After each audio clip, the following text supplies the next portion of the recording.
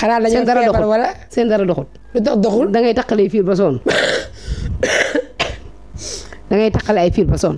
ah bon waaw est-ce que nekkul léegi si yéen ñi am jëkkër sidit yu njëkk yi est-ce que nekkul moo gën a baax sidit yu léegi. déet man nag xàmmeewu ma sidit bu njëkk ba bu mujj mais daal en tout cas seen liy dox bëriwut.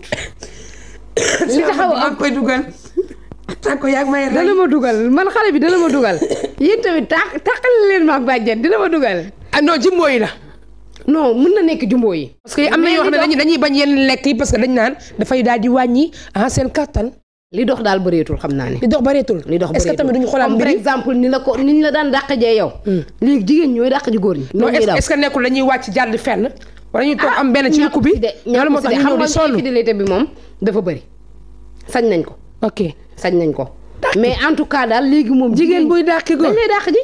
léegi jigéen ñi ñooy dàq ji góor ñi. góor di daw ba sës ci miir bi. ba sës ci miir bi yow nga nekk fa di taqalee fiir des fois ngay xooj garabu nga jigéen ñi tamit ñu bari dañuy daal di jël. par exemple da ngay xooj ay garab sax pour taqalee fiir te fiir du taq. ayoyo. waaw par exemple affaire yi day demee noonu. su ma amee jëkkër yàlla ma taseeg boobu.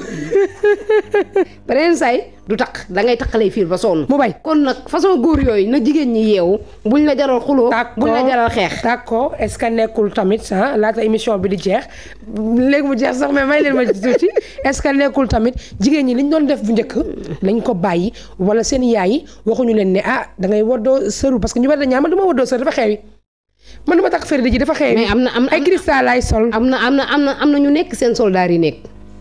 waaw ay cristal lay sol.